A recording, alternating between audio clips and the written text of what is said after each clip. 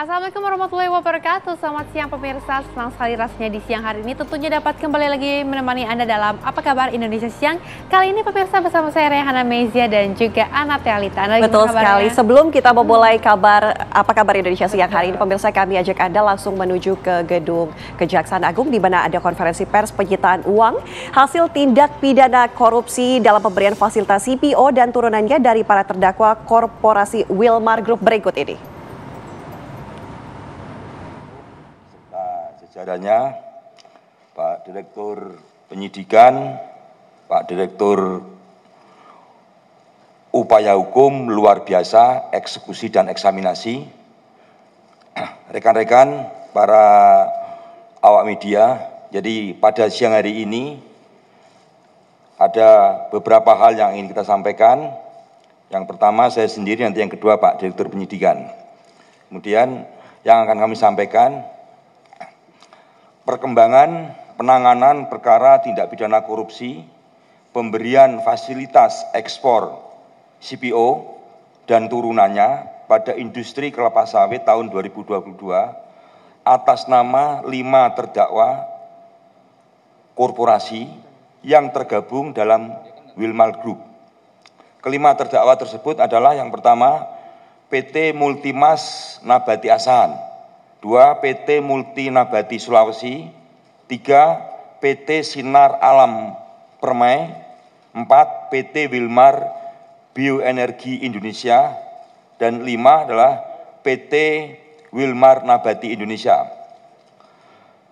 Para terdakwa korporasi tersebut masing-masing didakwa melanggar pasal 2 ayat 1 dan pasal 3 Yunto pasal 18 Undang-Undang Nomor 31 Tahun 1999 tentang pemberantasan tindak pidana korupsi sebagaimana telah diubah dengan Undang-Undang Nomor 20 Tahun 2021 tentang perubahan atas Undang-Undang Nomor 31 Tahun 1999 tentang pemberantasan tindak pidana korupsi Yunto pasal 55 ayat 1 ke 1 KUHP. Seperti yang telah kita ketahui bersama, kelima terdakwa korporasi tersebut di Pengadilan Tipikor pada Pengadilan Negeri Jakarta Pusat telah diputus oleh hakim dengan putusan lepas dari segala tuntutan hukum. Sehingga penuntut umum melakukan upaya hukum kasasi yang hingga saat ini perkaranya masih ada dalam tahap pemeriksaan kasasi. Bahwa berdasarkan penghitungan hasil audit oleh Badan Pengawasan Keuangan dan Pembangunan dan laporan kajian analisis keuntungan ilegal dan kerugian perekonomian negara dari Fakultas Ekonomi dan Bisnis UGM, terdapat kerugian negara dalam 3 bentuk: kerugian keuangan negara, illegal gain, dan kerugian perekonomian negara. Seluruhnya sebesar 11 triliun 880 miliar 351 juta 802.619 rupiah. Dengan perincian tadi saya sebutkan, yang pertama PT Multimas Nabati Asahan sebesar 3 triliun 997 miliar 42 juta 917.832 rupiah 42 sen. PT Multi Nabati Sulawesi sebesar 39 miliar 756 juta 429.964 rupiah 94 sen. Kemudian yang ketiga PT Sinar Alam Permai sebesar 483 miliar 961 juta 45.417 rupiah 33 sen. Yang keempat PT Wilmar Bioenergi Indonesia sebesar 57 miliar 303 juta 38.077 rupiah 64 sen. Dan yang kelima, Wilmar Nabati Indonesia sebesar 7.328.371.326 rupiah 78 sen. Bahwa dalam perkembangannya, kelima terdakwa korporasi tersebut beberapa saat yang lalu mengembalikan sejumlah uang kerugian negara yang ditimbulkan, total seluruhnya seperti kerugian yang telah terjadi, yaitu 11.381.802.619 rupiah. Uang tersebut sekarang kami simpan di rekening penampungan lain, itu RPL Jaksa Agung Muda Tindak Pidana Khusus pada Bank Mandiri.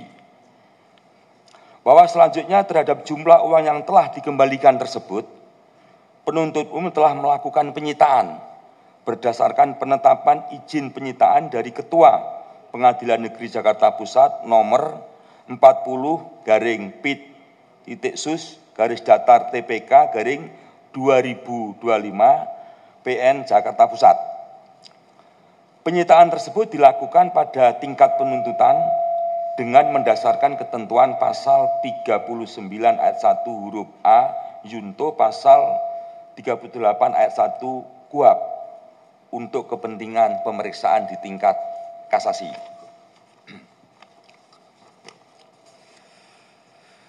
Selanjutnya, setelah dilakukan penyitaan, kami mengajukan tambahan memori kasasi yang sebelumnya sudah kita ajukan, yaitu memasukkan uang yang telah kami sita tersebut menjadi bagian yang tidak terpisahkan dari memori kasasi, sehingga keberadaannya dapat dipertimbangkan oleh Hakim Agung yang memeriksa kasasi, khususnya terkait uang tersebut, supaya dikompensasikan untuk membayar seluruh kerugian negara yang ditimbulkan akibat perbuatan korupsi yang dilakukan oleh para terdakwa korporasi.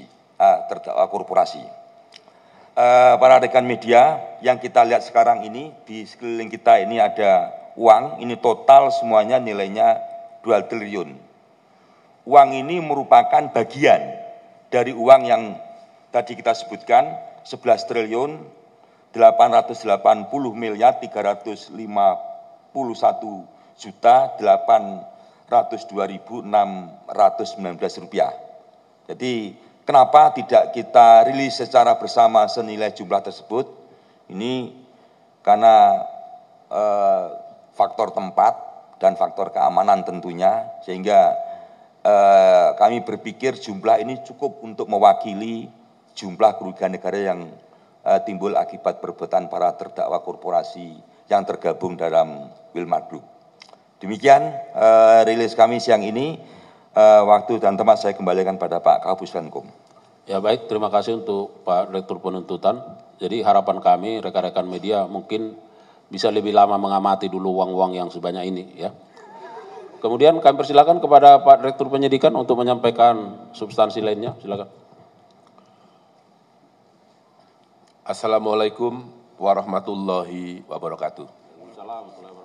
Yang saya hormati Bapak Kabus Penkum beserta jajaran yang hadir siang ini. Kemudian Pak Direktur UHLB dan EE, Pak Direktur Penuntutan yang tadi sudah menyampaikan beberapa hal kepada teman-teman media.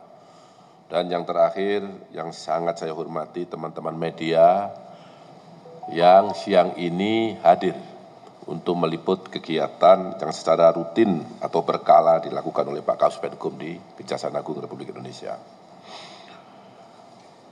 Pada siang ini saya ingin menyampaikan perkembangan penyidikan terkait dengan suap, yaitu setelah perkara korupsi pemberian fasilitas ekspor CPO dan turunannya pada industri kelapa sawit tahun 2022 dinyatakan onslah. Di mana perkara ini adalah yang pertama terkait dengan suap dengan tersangka sebanyak 9 orang. Kemudian kami kembangkan ada pasal 21, yaitu menghalangi penyidikan dan penuntutan. Tersangkanya ada 4 orang. Dan yang ketiga, kami kembangkan lagi untuk tindak pidana pencucian uang dengan tersangka 3 orang. Terkait dengan pasal 21, dengan tersangka sejumlah 4 orang, yang salah satu diantaranya adalah atas nama Marcella Santoso, di mana yang bersangkutan memberikan penjelasan secara sukarela bahwa dirinya pernah terlibat dalam pembuatan beberapa konten negatif dengan pihak ketiga, yaitu dengan tersangka Tian Baktiar selaku Direktur JEK TV dan dengan M. Adian Muzaki yang menggerakkan 150 buzzer. Tujuan daripada menggerakkan buzzer dan direktur JEK TV adalah untuk mempengaruhi, untuk menggoring opini publik bahwa tujuan pokok mereka adalah untuk menggagalkan penuntutan dan penyidikan. Di samping memang ada beberapa alat bukti yang telah dihilangkan untuk menghalang-halangi penyidikan, termasuk melakukan penyerangan secara pribadi terhadap institusi kejaksaan, terhadap kinerja Kejaksaan Republik Indonesia, bahkan terhadap pimpinan kejaksaan, yang seolah-olah bahwa apa yang dilakukan oleh penyidik, yang dilakukan oleh pimpinan di kejaksaan adalah tidak benar, dan seolah-olah apa yang dilakukan itu adalah kriminalisasi terhadap yang bersangkutan. Untuk lebih jelasnya, mungkin bisa diputar video Marcella Santoso, biar teman-teman wartawan nanti menyaksikan apa yang sesungguhnya disampaikan oleh yang bersangkutan. Silakan. Selamat malam Bapak-Bapak, saya Marcella Santoso. Terima kasih saya diberikan kesempatan untuk membuat video ini. Saya ingin menyampaikan dari hati saya yang paling dalam terkait dengan perkara pasal 21, kasus timah, kasus CPO, dan kasus gula, bahwa saya menyadari di dalam proses penanganan perkara ini terdapat postingan yang sebenarnya sama sekali tidak terkait dengan perkara yang ditangani. Antara lain terkait dengan isu kehidupan pribadi Bapak Jaksa Agung, isu Pak Jampitsus, isu Bapak Dirdik, dan bahkan terdapat juga isu pemerintahan Bapak Presiden Prabowo seperti petisi RUU TNI dan juga Indonesia Gelap. Bahwa saya sangat menyesali dan sangat menyadari bahwa apapun dan bagaimanapun ceritanya, baik itu kelalaian saya tidak mengecek ulang isi konten, ataupun kelalaian dan luputnya saya mengecek dan meneliti kembali dan fokus terhadap apa yang disampaikan, saya menyadari bahwa konten-konten tersebut memberikan rasa sakit bagi pihak-pihak yang terkait dan terdampak. Untuk itu dari hati yang paling dalam saya sampaikan penyesalan, dan saya meminta maaf kepada bapak-bapak dan mungkin pihak lain yang terkait dan terdampak, bahwa saya sejujurnya tidak pernah merasa ada ketidaksukaan atau kebencian secara pribadi, baik dengan institusi ataupun dengan pemerintahan ataupun dengan personal.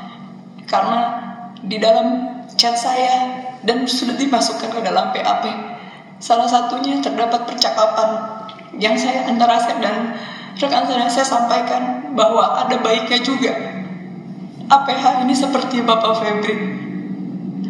Dan sebenarnya pendapat pribadi saya juga salut dengan warna penegakan hukum dan semangat penegakan hukum yang begitu tinggi di dalam institusi ini. Itulah pendapat pribadi saya, sehingga saya tidak pernah ada kebencian pribadi dengan institusi ini ataupun pemerintah. Bahwa hingga terdapat konten-konten yang ternyata baru saya ketahui banyak juga di dalam penyidikan ini, saya apapun dan bagaimanapun ceritanya saya sampaikan permintaan maaf, terutama bagi pihak-pihak yang tersakiti dan terdampak, bahwa saya tidak bisa melakukan apapun. Saya sebagai manusia, saya hanya bisa meminta maaf, dan saya mendoakan bahwa rasa sakit, rasa ketidaknyamanan yang dialami oleh pihak-pihak terkait dan terdampak akan dipulihkan oleh Tuhan dan akan dibalas dengan berkat dan berkah yang selalu berkelimpahan dan melindungi perjalanan karir Bapak-Bapak ke depan dan perjalanan pemerintahan Indonesia yang sangat saya cintai ini. Semoga pintu maaf masih bisa terbuka setidaknya bagi saya, dan saya berdoa untuk yang terbaik ke depannya. Bapak-bapak semua, terima kasih. Amin ya rabbal alamin. Teman-teman jurnalis yang saya hormati, bahwa setelah tadi teman-teman menyaksikan semuanya menjadi terang benderang bahwa apa yang selama ini disampaikan terkait konten-konten negatif yang ditujukan kepada institusi Kejaksaan Agung Republik Indonesia, terhadap Jaksa Agung, terhadap Jampitsus, terhadap Direktur Penyidikan, bahkan terhadap institusi lain yang telah disebut tadi adalah tidak benar. Ya, ini klarifikasi secara nyata dan tidak ada unsur paksaan atas kemauannya sendiri, sehingga masyarakat kami harap menjadi paham, menjadi semakin tahu bahwa yang selama ini dibangun narasi adalah tidak benar. Saya rasa itu yang dapat saya sampaikan, dan saya akhiri. Wabillahi taufiq wal hidayah. Wassalamualaikum warahmatullahi wabarakatuh.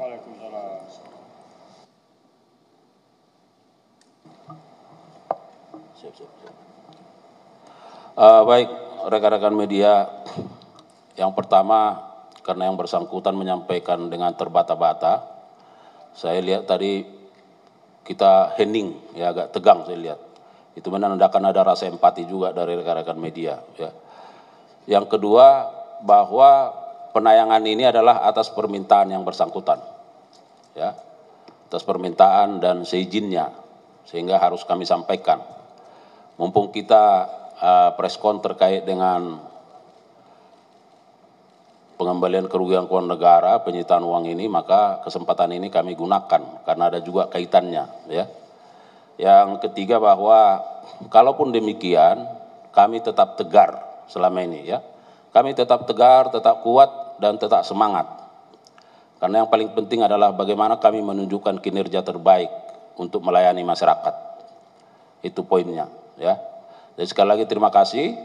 Rekan-rekan media, kita buka sesi tanya jawab, kalau ada silakan, tidak usah banyak-banyak karena sudah lengkap. Ada dari kompas.com, kasih mic-nya, silakan Mbak. Yes, okay. Selamat siang Bapak-Bapak, saya Sela dari kompas.com. Pertanyaan saya ada dua Pak. Satu terkait dengan yang CPO Wilmar itu, tadi kan sebenarnya Pak Hari sempat menyebutkan kalau uang 11T ini akan digunakan untuk membangun kembali atau memperkokoh lah sawit di Indonesia, industrinya. Itu maksudnya nantinya setelah keputusan ini inkrah, apakah 11T ini akan dikemanakan uangnya? Apakah memang jadi keputusan negara atau memang sengaja dibuat untuk ini untuk mungkin kita membeli lahan sawit lagi atau membuat teknologi baru lagi seperti itu nanti akan seperti apa Pak? Karena kan di Kejagung sendiri ada Satgas PKH ya, apakah penyalurannya akan melalui sana atau prosesnya seperti apa? Kedua Pak, terkait dengan pernyataan dari si Marcella, ini kan tadi memang disebutkan fokusnya Kejagung adalah soal narasi negatif kepada Kejagung, tapi tadi Marcella sempat menyebutkan soal ada RUU TNI, RUU Indonesia Gelap, itu apakah maksudnya dia menunggangi momen itu atau justru dia yang membuat isu itu sebenarnya Pak? Itu kan dua hal yang berbeda ya. Karena kan RUU TNI dan RUU demo-demo lain itu kan berasal dari suara masyarakat lah, apakah memang dia juga yang membuatnya? Itu aja, terima kasih Pak. Baik, silakan Pak Dirtut dulu, baru nanti Pak Dirdik. Terima kasih. Tadi kaitan dengan CPO ini, uang yang sudah disita ini mau dikemanakan? Apakah mau dipakai untuk kegiatan pembangunan tata kelola sawit yang sekarang dilakukan perbaikan, ataukah ini bagaimana? Jadi saya jelaskan ya, terkait uang penyitaan ini hubungannya dengan perkara tidak pidana. Maka uang ini nantinya akan dikemanakan adalah sesuai dengan putusan perkara pidana itu sendiri. Jadi simpel seperti itu. Nah, jadi tidak ada kaitannya dengan kegiatan Satgas PKH. Jadi ini pure lari atau murni penanganan perkara tidak pidana korupsi yang nantinya kemana uang larinya akan disesuaikan dengan atau dilaksanakan sesuai dengan putusan Mahkamah Agung setelah nanti diputus. Itu, terima kasih. Ya, artinya bahwa saya sampaikan tadi, perlu ada perbaikan tata kelola di industri persawitan kita, karena pengembalian kerugian keuangan negara ini menjadi salah satu contoh, ya, bahwa ada sesuatu yang missing di situ, karena ada masalah, ya, itu. Bahwa nanti terkait putusan. Dan tentunya pemirsa, usai jeda apa kabar Indonesia Siang akan kembali menemani Anda dengan serangkaian informasi lainnya. Tetaplah bersama kami sesaat lagi. Cimahi masih melakukan pencarian pelaku penusukan terhadap mahasiswi bernama Regita Fajarani asal Kampung Cilember, Kelurahan Cigugur Tengah di Kecamatan Cimahi Tengah, Kota Cimahi pada Jumat 13 Juni 2025 lalu. Tim penyidik dari Satreskrim Polres Cimahi mengidentifikasi rekaman kamera pengawas di sekitar lokasi guna mencari pelaku aksi penusukan. Dari ciri-ciri, rekaman tersebut akan disesuaikan dengan keterangan para saksi dan juga korban. Penyelidikan terkait dugaan perampokan masih didalami. Apakah yang bersangkutan berniat melakukan pencurian dengan kekerasan ataukah motif lain? Namun yang sudah dipastikan perbuatan melawan hukumnya sudah terbukti. Sementara itu korban masih dirawat intensif karena mengalami pendarahan pada paru-paru akibat 2 luka tusuk. Maupun persesuaian dari beberapa keterangan yang kami dapat, baik dari saksi maupun dari CCTV yang ada. Karena memang kondisi yang selewat ini kami harus maksimalkan dengan keterangan-keterangan yang ada di lokasi TKP maupun di sesaat setelah kejadian. Sampai saat ini kami harus melakukan.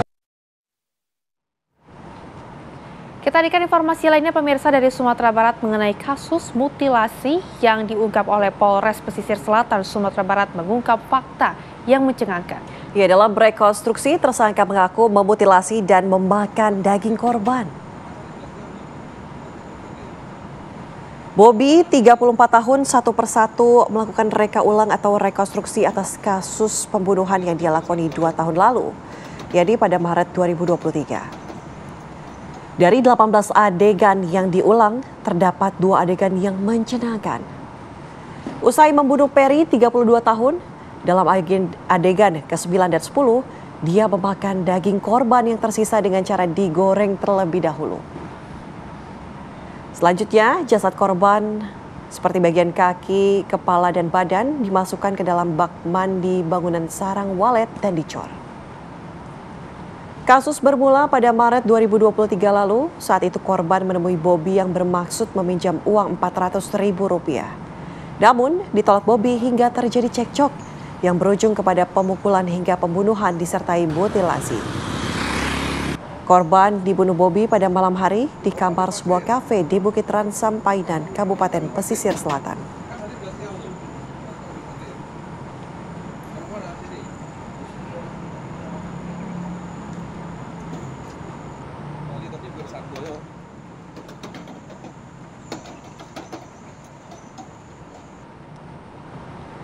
Kami ajak Anda beralih ke informasi lainnya pemirsa. 6 warga di Aceh Tenggara menjadi korban pembacokan. 5 orang meninggal sementara 2 orang kritis.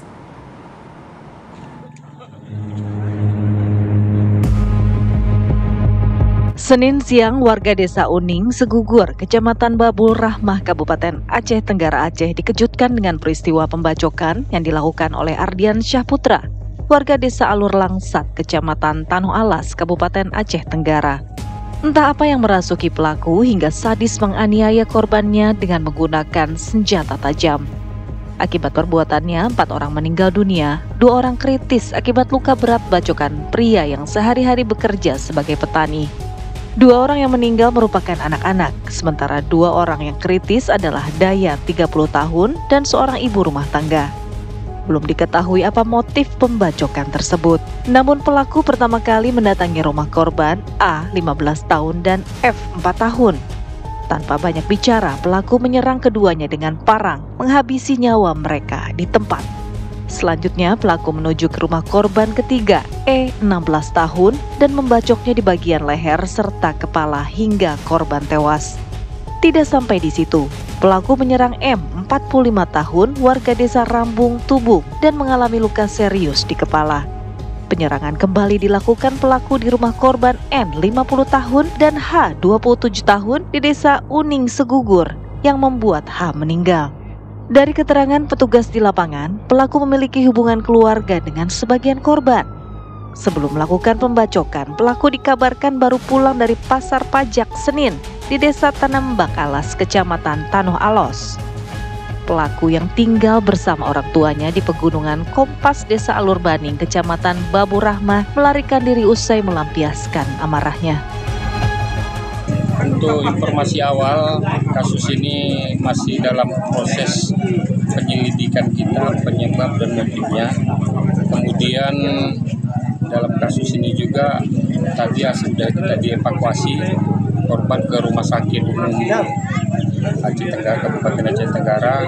Namun korban 4 meninggal dunia, 2 luka berat. Dan saat ini petugas kita gabungan dari Polres Aceh Tenggara dan dari Kodim lagi bersama-sama untuk melakukan pengejaran tersangka yang lari ke dalam perkebunan. Ya, doakan semoga bisa tertangkap segera. Itu aja. Hingga kini, petugas kepolisian masih terus mencari dan memburu pelaku. Dari Kabupaten Aceh Tenggara Aceh, Lantra, TV One mengabarkan.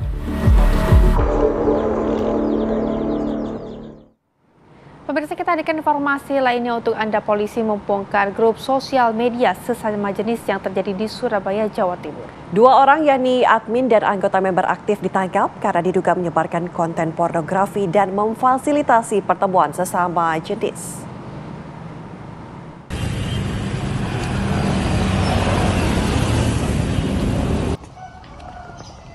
Unit Cyber Satuan Reserse Kriminal Polres Pelabuhan Tanjung Perak, Surabaya, Jawa Timur membongkar aktivitas grup gay khusus Surabaya yang meresahkan di media sosial Facebook. Polisi mengamankan 2 orang yang terdiri dari admin dan member aktif. Pengungkapan kasus ini berawal dari laporan masyarakat. Petugas kemudian melakukan pelacakan dan profiling akun grup penyuka sesama jenis tersebut. Dari hasil pelacakan, petugas menangkap kedua tersangka di rumah masing-masing. Kedua tersangka berinisial MFK 24 tahun, warga Dupak Magarsari sebagai admin, dan GR 36 tahun, warga Pakis Sidorejo yang merupakan member aktif grup. Keduanya ditetapkan sebagai tersangka dalam gelar perkara yang digelar oleh Kapolres Pelabuhan Tanjung Perak. Misalnya yang pertama, saudara MFK. Ini selaku admin, ya. Admin tugasnya yaitu memfasilitasi untuk mempermudah mencari pasangan. Kemudian yang kedua yang kita amankan saudara GR, umur 36 tahun. Ini berperan aktif mengirimkan konten pornografi guna mencari pasangan sesuai dengan jenis dengan sertakan nomor telepon. Akun gay khusus Surabaya ini dibuat sejak tahun 2021 dan telah mengunggah ribuan konten pornografi sesama jenis dengan anggota mencapai 4.516 orang.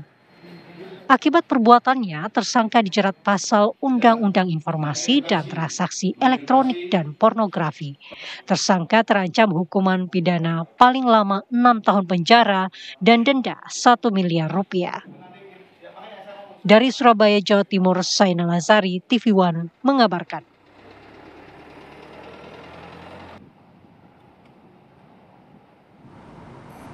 Pemirsa, dugaan jual beli kursi SPMB 4 sekolah di Kota Bandung masih terus bergulir. Kementerian Dasar dan Menengah atau Kemendikbudrismen berjanji akan menelusuri kasus dugaan jual beli kursi SPMB di Kota Bandung. Wakil Menteri Pendidikan Dasar dan Menengah Fajar Rizaul Haq menyebutkan bahwa pihaknya telah mendapat laporan resmi dari pemerintah Kota Bandung terkait dugaan jual beli kursi SPMB. Bahkan dirinya telah melakukan sidak ke salah satu sekolah favorit yang diduga terlibat dalam kasus dugaan praktik jual beli SPMB. Selain untuk menelusuri adanya dugaan jual beli kursi SPMB, sidak tersebut juga dilakukan untuk memastikan SPMB di Kota Bandung berjalan lancar tanpa adanya kendala. Hingga saat ini pemerintah Kota Bandung sendiri masih belum mengungkap hasil penyelidikan terbaru dalam kasus tersebut. Sebelumnya Pemkot Bandung sendiri menduga ada 4 sekolah yang terlibat dalam kasus jual beli korupsi SPMB dengan nominal 5 hingga 8 juta rupiah. Selain itu, Pemkot Bandung juga bakal menelusuri dugaan keterlibatan beberapa sekolah favorit yang sebelumnya diungkap oleh Ombudsman Republik Indonesia Perwakilan Jawa Barat.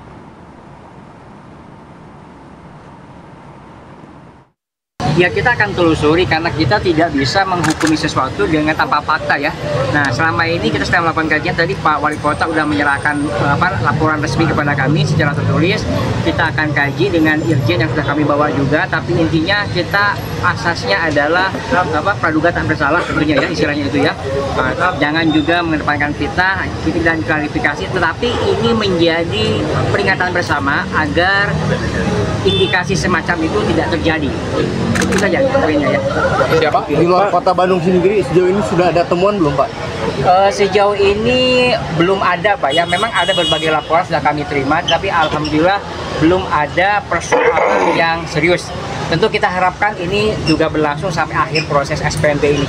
Nah, kami juga mohon dukungan teman-teman wartawan ya, agar ikut mengawasi, membantu agar prosesnya betul-betul transparan.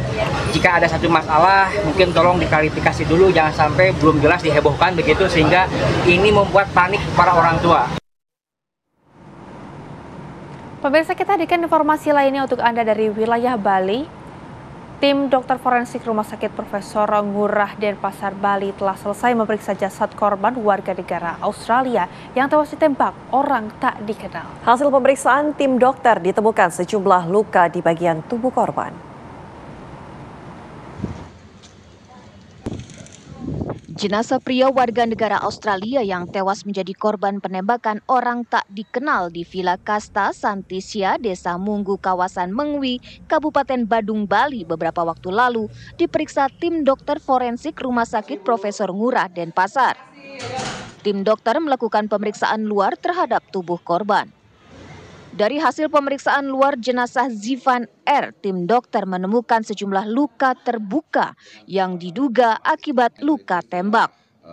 Tidak hanya itu, tim dokter juga menemukan luka akibat hantaman benda tumpul di bagian wajah dan kaki korban. Ada beberapa luka terbuka yang berbentuk bulat, itu ada di dada, ya, dada kiri, di perut, di punggung tangan, dan di bokong. Jadi itu yang saya sampaikan yang diduga luka tembak karena luka terbuka berbentuk bulat tadi. Nah, di samping itu kami juga menemukan ada beberapa luka terbuka yang konsisten dengan kekerasan tumpul atau benda tumpul. Itu ada di daerah wajah, kemudian di dagu, bahu kiri, punggung tangan, di paha, dan di kaki. Tim dokter forensik Rumah Sakit Profesor Ngurah telah melakukan pemeriksaan luar terhadap jasad korban penembakan Zivan R, seorang pria warga negara Australia. Namun hingga kini pihak rumah sakit belum melakukan autopsi terhadap jenazah korban lantaran masih menunggu persetujuan dari pihak keluarga. Sebelumnya dikabarkan 2 orang pria warga negara Australia menjadi korban penembakan orang tak dikenal di sebuah villa di kawasan Mengwi, Kabupaten Badung, Bali. Korban Zivan R tewas usai terkena tembakan, sementara rekannya Sanarge mengalami luka serius. Korban Zivan dan rekannya diketahui telah menghuni kasta Santisya sejak sebulan lalu. Hingga kini pihak kepolisian masih terus memburu pelaku dan menyelidiki motif penembakan yang mengakibatkan korban tewas dan korban luka berat. Dari Denpasar, Bali, Alfani Syukri, TV One mengabarkan. Pemirsa, belakangan ini media sosial dihebohkan dengan aksi mesum sepasang sejoli di sebuah taman di wilayah Jakarta Selatan yang diketahui terjadi pada pukul 12 malam. Maraknya para sejoli nekat melakukan aksi tak senonohnya itu disinyalir lantaran pemirsa ditetapkannya Taman 24 jam di Jakarta. Inilah suasana Taman Langsat, Jakarta Selatan pada pukul 21 malam kemarin. Sejak heboh adanya sejumlah pasangan muda melakukan adegan mesum. Di taman tersebut sejumlah spanduk himbauan larangan agar tidak melakukan perbuatan mesum dipasang. Patroli petugas Satpol PP Jakarta Selatan di sekitaran Taman Langsat, Kebayoran Baru terus ditingkatkan. Namun berdasarkan pantauan TV One, tetap saja para muda-mudi itu tetap asik bermesraan di tempat gelap. Aksi tak terpuji tersebut disinyalir lantaran suasana taman yang minim penerangan dan kamera pengawas. Tanya itu minimnya petugas yang berjaga di lokasi juga membuat mereka leluasa melakukan aksinya. Terbukti aksi mereka biasanya dilakukan pada tengah malam alias di atas jam 12 malam. Lantas, haruskah pemerintah Provinsi Jakarta mengevaluasi kebijakan yang membuka sejumlah taman di ibu kota selama 24 jam yang justru dimanfaatkan para pasangan muda-mudi untuk berpacaran, bahkan lokasi taman juga dijadikan tempat mesum?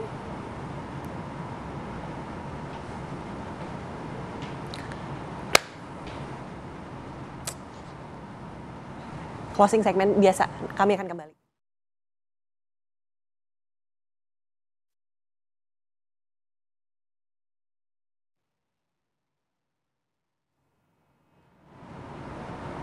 Dan tentunya pemirsa, usai jeda kami akan hadirkan informasi lainnya untuk Anda. Tetaplah bersama kami di Apa Kabar Indonesia Siang. Di Apa Kabar Indonesia Siang, pemirsa ataupun Rehana pernah lihat babi liar secara langsung? Nah, belum ya? Kita kasih lihat kalau gitu untuk Rehana khusus karena viral pemirsa. Seekor babi hutan lepas dan berkeliaran di permukiman warga di wilayah Pejaten Barat, Pasar Minggu, Jakarta Selatan. Lepasnya babi hutan tersebut pemirsa sempat membuat warga tak berani keluar dari rumah.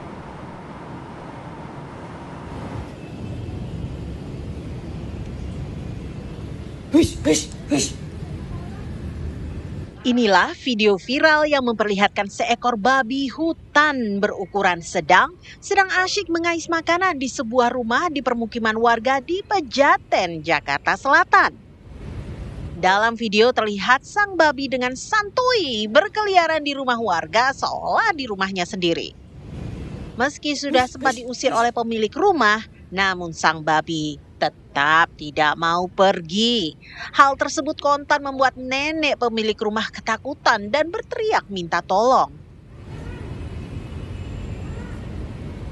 Ada babi, tolong, ada babi gitu kan. Hah? Itu, tapi saya nggak berani keluar, nggak berani deket. Oh gitu. Iya, udah. Itu pada saat ibu teriak, orang di sekitar sini udah rame atau belum? Belum. Warganet yang melihat video viral tersebut terheran-heran. Mengapa di pusat kota Jakarta ada babi yang bisa berkeliaran dengan bebas di siang hari? Usut punya usut, ternyata sang babi nakal itu merupakan salah satu babi yang melarikan diri dari sebuah tempat penampungan hewan yang berada tak jauh dari lokasi babi terlihat. Tahu abang? Kalau saya sih dari atas mas. Katanya dikejar-kejar orang tuh lari babi dari atas, terus nunggu Pajero, terus puyeng mungkin lari kemari mas. Lari ke sini, berapa ekor? 1 ekor, katanya yang lepas ada 5. Dari yang lepas sebenarnya ada 5. Lepas dari mana bang? Dari Pejaten Shelter.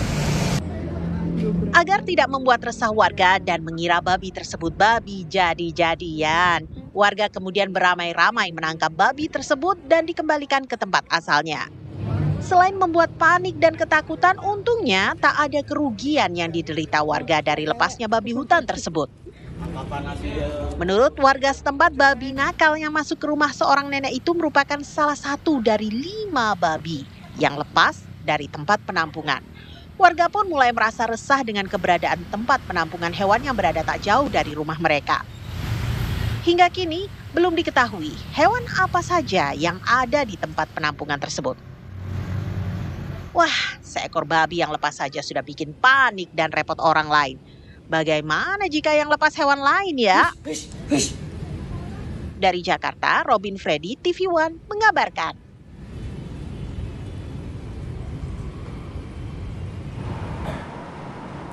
Pemirsa, pesawat Saudi Air mendarat darurat di Bandara Kuala Namu, Deli Serdang, Sumatera Utara. Ya, pesawat tersebut semestinya langsung menuju ke Cengkareng, Jakarta, namun pesawat yang sempat berputar-putar di atas wilayah udara antara Malaysia dan Indonesia tersebut akhirnya mendarat darurat di Kuala Namu. Pendaratan ini, pemirsa, membuat pesawat Garuda Indonesia penerbangan GIA 641 dan Wings Air penerbangan 1249 harus dialihkan pendaratannya ke bandara di Medan, Sumatera Utara. Kami ajak Anda, pemirsa, langsung tersambung dengan rekan kami, sudah ada Nofri Afandi, karena kami mendapatkan kabar bahwa terjadi ancaman bom dalam penerbangan Saudi Air bernomor penerbangan 5276. Nofri, informasi terkini dari Anda, betulkah informasi yang beredar mengenai dugaan ancaman bom? Ya, hingga saat ini kami masih menunggu konfirmasi lebih lanjut tentunya dari pihak bandara yang hingga saat ini belum memberikan keterangan apapun. Namun di sekitar bandara sejak tadi kami melihat banyak sekali mobil Brimob dan juga Jihandak yang sejak tadi siang sini sudah masuk ke areal bandara, khususnya di areal kargo. Di mana informasi ini kami dapatkan bahwa pada pukul 10:55 waktu Indonesia Barat tadi, ini pesawat Saudi Air sudah mendarat di Bandara Kuala Namu dalam keadaan selamat. Di mana informasi ini berawal dari adanya ancaman bom di pesawat Saudi Air rute Jeddah Jakarta. Di mana laporan ancaman bom pada pesawat Saudi Air SI 576 rute Jeddah Jakarta ini menyebabkan pesawat harus mendarat darurat di Bandara Kuala Namu, Medan.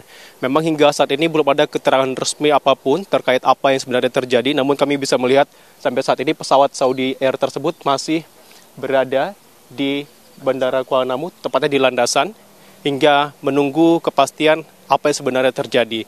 Dari informasi yang kami dapatkan, para penumpang juga sudah dialihkan ke ruang tunggu keberangkatan ataupun internasional, begitu maksud kami, dengan aman. Dan hingga saat ini pihak kepolisian, baik itu dari tentara maupun Brimob, kami melihat terus berdatangan ke areal kargo di Bandara Internasional Kuala Namu, Deli Serdang, Sumatera Utara. Pesawat tersebut berangkat dari Jeddah, Arab Saudi, dan mendarat di Kuala Namu karena adanya dugaan ancaman bom dari dalam pesawat tersebut. Ancaman bom itu pun juga sudah disampaikan secara tertulis begitu melalui rilis yang dikeluarkan oleh Kabid Humas Polda Sumatera Utara, di mana disampaikan bahwa kini pesawat Saudi Arabia Airlines masih bertengger di landasan pacu bandara. Tim Jihandak dan pemadam juga telah turun ke lokasi kejadian untuk memastikan apa yang sebenarnya terjadi di dalam ataupun ancaman yang terjadi pada pesawat Saudi Air tersebut. Sebuah pesawat Saudi Arabia SI 576 rute Jeddah Jakarta ini diketahui membawa jemaah haji asal kota Jakarta dan harus mendarat darurat di landasan pacu Bandara Internasional Kuala Namu, Deli Serdang. Hingga saat ini kami sama-sama menunggu sebenarnya apa yang terjadi. Kita tunggu seperti apa, apakah memang ancaman tersebut benar adanya sehingga tindakan serius pun harus diambil oleh aparat keamanan, atau hanya berupa ancaman tertulis.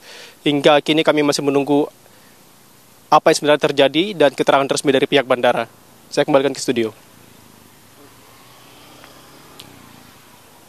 Bagaimana dengan kondisi dari para penumpang yang ada di sana? Apakah ada yang terluka?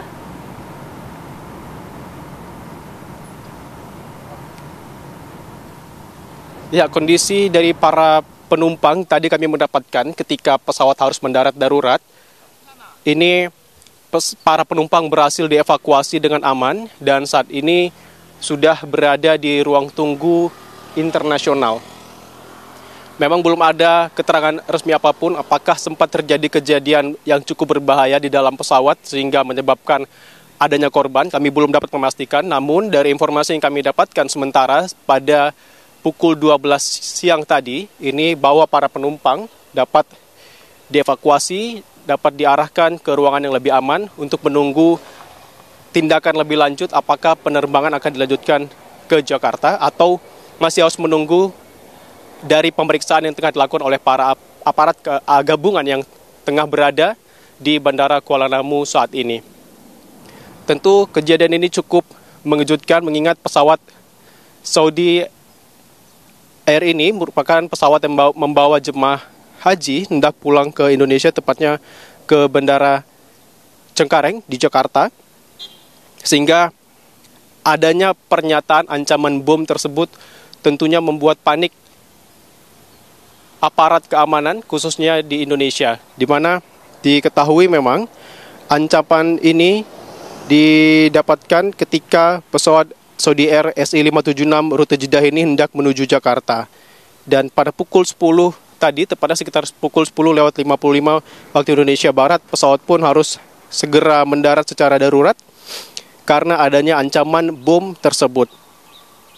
Ancaman diterima oleh pilot Saudi Air ketika pesawat sudah in air ataupun berada di udara dari Bandara Jeddah, dan ketika mendapatkan ancaman tersebut, informasi pun terus disampaikan kepada pihak Bandara Internasional Kuala Namu dan harus menerima pendaratan darurat dari pesawat Saudi Air SI576 tersebut. Aktivitas bandara pun tadi sempat dihentikan sementara sehingga sempat adanya penutupan akses di sekitar bandara untuk memastikan keamanan di sekitar areal bandara ini sampai benar-benar dipastikan bahwa ancaman tersebut tidak benar-benar berbahaya. Namun hingga saat ini kami masih menunggu karena pesawat Saudi Air tersebut masih belum berangkat dari Bandara Internasional Kuala Namu, masih tetap berada di landasan pacu Bandara Internasional Kuala Namu hingga nanti menunggu kepastian lebih lanjut seperti apa tindakan yang akan diambil.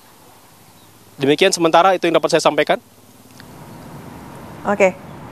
Nofri, tadi Anda juga sempat mengatakan bahwa ancaman diterima oleh pilot Saudi Air ketika pesawat sudah on air dari Bandara Jeddah, begitu. Artinya via apa ini pesan ataupun ancaman dari bom tersebut diterima oleh sang pilot hingga akhirnya harus berhenti di Kuala Namu? Ya, memang kami belum dapat memastikan informasi resmi, tapi dari informasi yang beredar bahwa ancaman tersebut ini didapatkan via email. Namun lagi-lagi kami belum dapat mengkonfirmasi apakah kebenaran ancaman tersebut benar-benar datang dari email yang dikirimkan kepada pilot atau tidak. Kita sama-sama menunggu sebenarnya apa yang terjadi dan seperti apa kronologi ancaman yang diterima oleh pilot sehingga pesawat dari Jeddah ke Jakarta ini harus mendarat darurat di Bandara Internasional Kuala Namu pada sekitar pukul 10:55 waktu Indonesia Barat tadi. Kami melihat sampai saat ini awak media pun masih menunggu informasi resmi dari pihak-pihak terkait, di mana saat ini memang aparat gabungan TNI dan juga Polri ini terus berdatangan untuk memastikan tentunya apa yang terjadi, dan kami sendiri awak media tidak diperkenankan masuk untuk memasuki akses di areal kargo Bandara Internasional Kuala Namu Deli Serdang ini. Kejadian ini diterima oleh masyarakat ataupun informasinya diterima oleh masyarakat sekitar pukul 11:30 siang tadi, dan hingga saat ini sudah pukul 2 sore belum ada keterangan resmi apapun terkait adanya dugaan ancaman bom yang diterima oleh pilot Saudi Air ini. Ya, kita sama-sama berharap agar ancaman tersebut tidak benar-benar terjadi begitu, demi keselamatan para penumpang tentunya yang hendak melanjutkan penerbangan mereka untuk kembali ke tanah air, tepatnya ke Jakarta, di mana lagi-lagi kami informasikan bahwa diketahui bahwa pesawat Saudi Air SI576 ini diketahui membawa jemaah haji yang hendak pulang ke Indonesia dari Jeddah. Pesawat tersebut berangkat dari Jeddah, Mekah, dan mendarat di Kuala Namu. tentunya karena adanya dugaan ancaman bom tersebut, sehingga pesawat pun harus mendarat darurat. Ancaman bom ini pun tadi sudah dikonfirmasi oleh Polda Sumatera Utara melalui rilis tertulis yang dikirimkan ataupun disebarkan kepada awak media yang menyatakan bahwa ancaman tersebut benar adanya yang diterima oleh pilot pesawat Saudi Air. Baik. Saya kembalikan ke Jakarta. Terima kasih Nofri Afandi mengabarkan langsung dari Sumatera Utara di Bandara Kuala Namu. Kami masih akan ajak Anda pemirsa untuk kembali mendapatkan informasi terkini. Namun apa kabar Indonesia Siang harus jeda terlebih dahulu. Usai jeda kami kembali. Anda masih bersama kami pemirsa di Apa Kabar Indonesia Siang, dan kami akan ajak Anda kembali untuk mengupdate informasi terkini bersama dengan rekan kami Nofri Afandi yang berada di Bandara Kuala Namu. Nofri.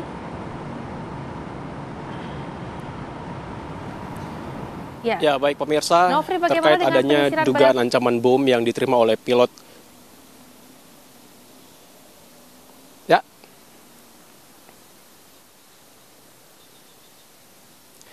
Ya, terkait dengan ancaman bom yang diduga diterima oleh pilot Saudi Air SI-576 yang pada pukul 10:55 waktu Indonesia Barat tadi mendarat darurat di Bandara Internasional Kuala Namu Deli Serdang. Hingga saat ini aparat gabungan TNI dan Polri, aparat keamanan tentunya masih terus melakukan pemeriksaan untuk pengamanan di sekitar areal bandara. Hingga saat ini kami masih menunggu seperti apa sebenarnya apa yang terjadi, di mana saat ini memang para penumpang dari pesawat Saudi Airlines SI-576 ini sudah dievakuasi di ruang tunggu internasional hingga nanti mendapatkan keputusan apa tindakan berikutnya akan dilakukan. Di mana informasi yang didapat bahwa pesawat yang berangkat dari Jeddah ini dengan tujuan Bandara Internasional Soekarno-Hatta mendapat pesan diduga ancaman bom. Kemudian pesawat pun mendarat di Bandara Internasional Kuala Namu. Setibanya di Kuala Namu, seluruh penumpang pun tadi berhasil dievakuasi dengan aman dan lancar. Kami tidak mendapatkan informasi apakah ada korban yang terluka atau ancaman-ancaman berbahaya lainnya dari pesawat. Tentunya kita berharap tidak ada ancaman serius dari dalam pesawat, hanya berupa ancaman tertulis saja yang diterima oleh pilot. Dan hingga kini memang para penumpang sudah berhasil dievakuasi. Kabid Humas Polda Sumatera Utara, Kombes Pol Ferry Walintukan tadi sudah mengeluarkan rilis tertulisnya dan membenarkan informasi tersebut bahwa saat ini kami melihat juga para petugas TNI Polri ini terus melakukan pengamanan dan sedang melakukan pemeriksaan terhadap pesawat Saudi Air SI-576 ini. Sekitar pukul 10:55 waktu Indonesia Barat tadi pemirsa, pesawat pun mendarat dan seluruh penumpang ini dievakuasi dari pesawat ke ruang tunggu internasional. Ancaman diterima oleh pilot, ini dari informasi yang kami dapatkan, bahwa pilot Saudi Air mendapat ancaman tersebut ketika sudah in air ataupun sudah berada di udara dari Bandara Jeddah. Sampai saat ini pesawat pun masih berada di areal bandara, tepatnya di landasan pacu, dan petugas keamanan salah satunya tim penjinak bom dari Brimob masih menyisir pesawat. Hingga saat ini pun kami terus melihat lalu lalang para petugas aparat gabungan, aparat keamanan di sekitar areal Bandara Internasional Kuala Namu Deli Serdang ini. Nofri, langkah pengamanan yang saat ini dilakukan pihak bandara ataupun pihak-pihak terkait seperti apa?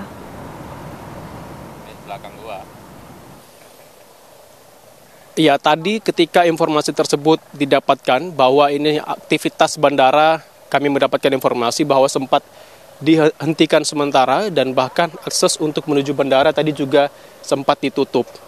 Sementara untuk di areal pemeriksaan pesawat SI-576 ini, kami melihat aparat TNI dan Polri ini terus berdatangan untuk melakukan pemeriksaan. Untuk tentunya ini kami bisa mengatakan bahwa untuk memastikan kebenaran informasi adanya ancaman bom tersebut yang diterima oleh pilot. Untuk aktivitas bandara sampai saat ini kami melihat sudah tertutup sementara. Baik tadi sempat ditutup sementara, namun hingga saat ini aktivitas bandara sudah kembali berangsur normal. Mungkin sementara itu yang dapat saya sampaikan. Baik, Nofri, mungkin Anda bisa menjelaskan penumpang dari jemaah haji ini ada berapa orang dan bagaimana kondisinya sekarang? Apakah ada kepanikan ketika informasi ini kemudian terjadi? Ya, baik. Untuk data manifest dari penumpang pesawat, kami belum mendapatkan secara pasti. Tentu ini kita akan menunggu ataupun saya akan mengupdate kembali nantinya sementara, karena ini pemirsa kami harus beranjak dari lokasi ini karena sepertinya tim pengamanan akan memasuki areal ini dan harus segera bergeser. Mungkin saya kembalikan ke studio untuk sementara. Baik. Terima kasih Nofri Afandi mengabarkan langsung dari Bandara Kuala Namu. Kami masih akan terus mengupdate informasi langsung dari Anda di lokasi. Kami jeda terlebih dahulu pemirsa, usai jeda kami kembali masih dengan informasi dugaan ancaman bom di Saudi Airlines yang akhirnya harus berhenti di Bandara Kuala Namu, Medan. Sesaat lagi di Apa Kabar Indonesia Siang. Anda kembali bersama kami pemirsa di Apa Kabar Indonesia Siang. Baru saja kami mendapatkan informasi mengenai pesawat penumpang Saudi Airlines SI576 yang mendarat darurat di Bandara Internasional Kuala Namu, Deli Serdang, Sumatera Utara pada hari Selasa siang. Dan memang informasinya pemirsa, seluruh penumpang dievakuasi ke pesawat ke ruang tunggu internasional. Informasi yang didapat, pesawat yang berangkat dari Jeddah dengan tujuan Bandara Internasional Soekarno-Hatta mendapat pesan yang diduga dengan ancaman bom. Kemudian pesawat juga pemirsa diketahui mendarat di Bandara Internasional Kuala Namu. Setibanya di Kuala Namu, seluruh penumpang telah dievakuasi. Saat ini seluruh penumpang masih menunggu di ruang tunggu internasional Bandara Internasional Kuala Namu di Medan, dan pihak keamanan masih terus menyisir dugaan ancaman bom di bagian badan pesawat Saudi Airlines. Tadi rekan kami Nofri Afandi juga sempat mengabarkan bahwa sampai saat ini memang operasional bandara sempat dihentikan akibat adanya ancaman bom yang diterima oleh pilot Saudi Air ketika pesawat sudah on air dari Bandara Jeddah yang sebenarnya tujuan akhirnya adalah Bandara Internasional Soekarno-Hatta di Tangerang, Banten. Adapun pesawat mendarat sekitar pukul 10.55 waktu Indonesia Barat di Kuala Namu. Sesaat setelah pendaratan, seluruh penumpang langsung dikeluarkan dari pesawat dan diamankan di ruang tunggu internasional. Saat ini, tim penjinak bom dikerahkan untuk menyisir seluruh bagian pesawat guna memastikan tidak ada bahan peledak atau ancaman lain yang tersisa. Kami masih menunggu informasi langsung pemirsa dari Bandara Kuala Namu berkaitan dengan ancaman bom di Saudi Airlines. Sudah ada rekan kami Sukri yang sudah memantau langsung kondisi terkini di sana. Selamat siang Sukri, informasi terkini dari Anda, silakan. Selamat siang, baik pemirsa TV One, ini saya sedang berada di depan pesawat Saudi Arabia Airlines, tepat di belakang saya. Di mana pesawat tersebut sejak tadi pagi pukul 10 lebih mendarat dari Jeddah itu di landasan pacu Bandara Kuala Namu, begitu. Baik, Sukri, apakah Anda sudah mendapatkan informasi dari pihak airlines kapan akan melakukan konversi pers terkait dengan hal tersebut? Ya, hingga saat ini kita juga masih menunggu baik dari pihak airline maupun pengelola bandara belum bersedia memberikan keterangan secara resmi. Namun yang pasti segala penerbangan, pelayanan di bandara masih berjalan normal. Diketahui total penumpang jemaah haji yang berangkat dari Jeddah itu berkisar 422 jemaah. Dan para jemaah saat ini masih berada di ruang tunggu internasional, penerbangan internasional, begitu. Oke. Sudah adakah informasi kapan kemudian pesawat Saudi Airlines ini dapat terbang kembali, artinya sudah clear, semua sudah aman? Mengingat ini tadi pendaratan pukul 11 waktu Indonesia Barat. Ya, baik, terima kasih. Terkait kapan berangkatnya pesawat Saudi Arabia Airlines ini masih belum bisa dipastikan. Karena beberapa menit yang lalu pihak Jihandak maupun Gegana dari Polda Sumut itu lalu lalang begitu berdatangan ke landasan pacu dengan menyiapkan beberapa alat tentunya begitu. Hingga saat ini pesawat Saudi Airlines sendiri masih berada tepat di belakang saya, landasan Pacu begitu, bandara. Baik, lantas bagaimana dengan penumpang yang memang diinformasikan bahwasannya ini tujuannya ke Jakarta? Apakah akan diberangkatkan malam hari ini atau seperti apa informasinya? Terima kasih. Untuk penumpang yang akan diberangkatkan itu sejauh ini masih belum mendapat kepastian kita dari pihak media, namun sepertinya akan dialihkan ke pesawat domestik lain begitu. Oke. Sukri, bagaimana dengan reaksi jemaah saat proses evakuasi? Apakah sempat terjadi kepanikan? Baik, dari beberapa gambar yang kita terima sebelum adanya info tentang peristiwa ini, terlihat beberapa jamaah beraturan keluar dari pesawat, begitu diantar menggunakan mobil bus yang ada di area parkir. Bila mana kepanikan itu tidak terlihat begitu. Baik, Sukri, sudahkah Anda mendapatkan informasi mengenai badan pesawat mana yang sudah dilakukan pemeriksaan terkait dengan ancaman bom ini? Terkait hal tersebut, kita sama sekali belum mendapat konfirmasi resmi dari pihak pengelola bandara. Namun beberapa waktu tadi, Kabid Humas Polda Sumatera Utara telah menyampaikan informasi secara tulisan bahwasannya memang ada ancaman bom dari yang diterima oleh pihak maskapai Saudi Airlines begitu. Oke, tadi Anda katakan bahwa bandara sudah berjalan normal begitu, artinya penerbangan lainnya sudah bisa dilanjutkan. Bagaimana dengan pengamanan di area bandara saat ini? Pengamanan di area bandara saat ini terlihat pihak-pihak APSEC begitu maupun pihak-pihak kepolisian mengamankan tiap-tiap titik di mana masyarakat untuk mengambil akses pesawat tersebut itu untuk dijauhkan dari area tersebut begitu.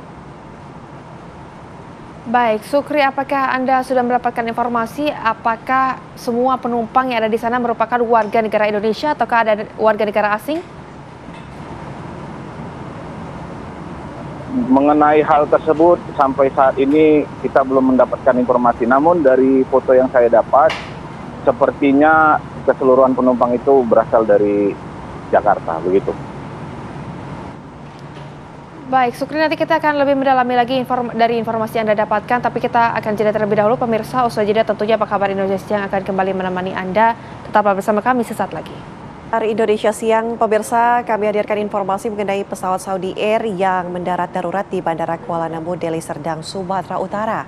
Pesawat tersebut semestinya memang langsung menuju ke Cengkareng, Jakarta. Namun, pesawat yang sempat berputar-putar di atas wilayah udara antara Malaysia dan Indonesia tersebut akhirnya mendarat darurat di Kuala Namu. Pendaratan darurat itu membuat pesawat Garuda Indonesia penerbangan GIA 6416 dan Wings Air penerbangan 1249 harus dialihkan pendaratannya ke bandara di Medan, Sumatera Utara. Kini kami mendapatkan kabar pemirsa bahwa terjadi ancaman bom dalam penerbangan Saudi Air bernomor penerbangan 5276.